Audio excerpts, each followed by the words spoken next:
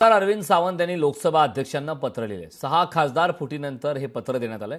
ठाकरे सेनेचं कोणत्याही पक्षात विलिनीकरण झालं नाही. खासदार शिवसेनेत गेले हे प्रसार माध्यमातून कळलं. अरविंद सावंत यांच्या पत्रात अशा प्रकारचा उल्लेख करण्यात आलाय. खासदार अरविंद सावंत यांनी लोकसभा अध्यक्षांना एक पत्र पाठवलंय. ऑपरेशन टायगरच्या माध्यमातून 6 खासदार फुटले आणि त्यानंतर आता हे पत्र देण्यात आलं. ठाकरे सेनेचं कोणत्याही पक्षात विलिनीकरण झालं नाही. खासदार शिवसेनेत गेले हे प्रसार माध्यमातून कळलं. अरविंद सावंत यांच्या पत्रात अशा प्रकारचा उल्लेख करण्यात आला.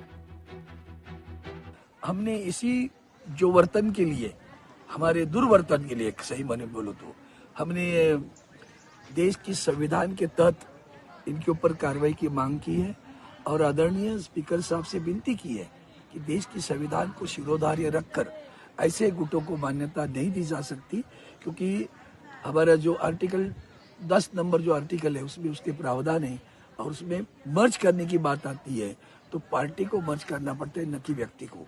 तो ये 2/3 व्यक्ति मतलब पार्टी नहीं होती. और ये हमने पहले भी इनको एक चिट्ठी लिखी हुई है. आज फिर से उनको याद दिलाया है कि ये चिट्ठी हमने पहले भी लिखी थी. अब दोबारा आपके पास आ रहे हैं. आने वाले सत्र के पहले हो सकता है आपके पास से कोई निर्णय हो जाएगा, तो निर्णय संविधान के खिलाफ न हो, इसलिए उनको चिट्ठी दी. चेंबर दुर्घटनेचा अहवाल मान्य नाही. किशोरी पेडणेकर यांनी हे वक्तव्य केलंय. चेंबर दुर्घटनेप्रकरणी कडक भूमिका असणं गरजेचं आहे. कवायती करत मुंबईकरांनी फिरायचं का? 4 वर्षाच्या ढिम्म कारभाराचा हा परिणाम असल्याची सुद्धा आता माहिती पेडणेकरांनी दिली. अहवाल आलाय हा मलाही मान्य नाही. आणि महापौरांनी तर पहिलंच सांगितलं होतं की जे सिमेंटचं काम चालू होतं सीसी रोडचं, त्या सीसी रोडच्या स्लरी ज्या पातळ त्या कुठे ना कुठे झाडाच्या मुळांमध्ये जाऊन खट्ट बसतात. तज्ज्ञांचं मत आहे, ट्री तज्ज्ञ, झाड तज्ज्ञ, त्यांचं मत आहे की झाड गुदमरतंय. मग मुंबई प्रदूषणाने तर आम्ही गुदमरतोच आहे, परंतु झाडांमुळे कुठेतरी प्रदूषण दूर करण्यासाठी आपल्याला फायदा मिळतोय. तर त्याच झाडांच्या मुळावर उठले.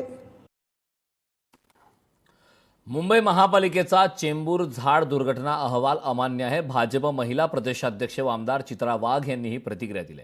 अहवाल संतापजनक आणि साफ अमान्य असल्याचं चित्रा वाघ यांनी म्हटलंय. अधिकाऱ्यांवर सदोष मनुष्यवधाचा गुन्हा दाखल करण्याची मागणी सुद्धा यावेळी करण्यात आली.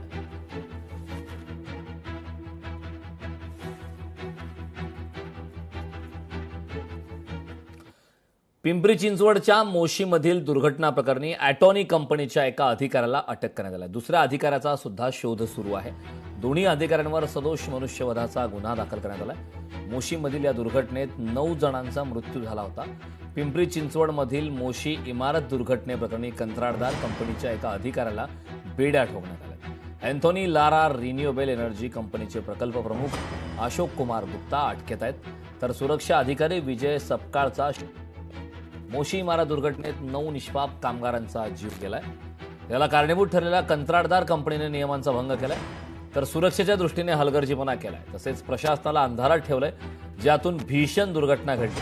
त्यामुळे गुप्ता आणि सपकाळांवर सदोष मनुष्यवधाचा गुन्हा दाखल करण्यात आला.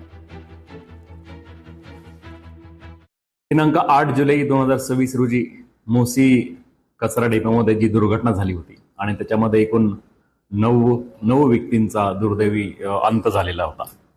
त्यामध्ये अँटोनी लारा ही जी कंपनी आहे त्या कंपनीचे प्रकल्प प्रमुख आणि सुरक्षा अधिकारी या दोघांविरुद्ध काल MIDC भोसरी पोलीस स्टेशनमध्ये सदोष मनुष्यवधाचा गुन्हा दाखल करण्यात आलेला आहे. आणि सदर गुन्ह्यामध्ये आरोपी क्रमांक 1 यांना अटक केलेली आहे. आरोपी क्रमांक 2 जे आहे त्यांना आपण लवकरच ताब्यात घेऊन पुढील कायदेशीर कार्यवाही करू.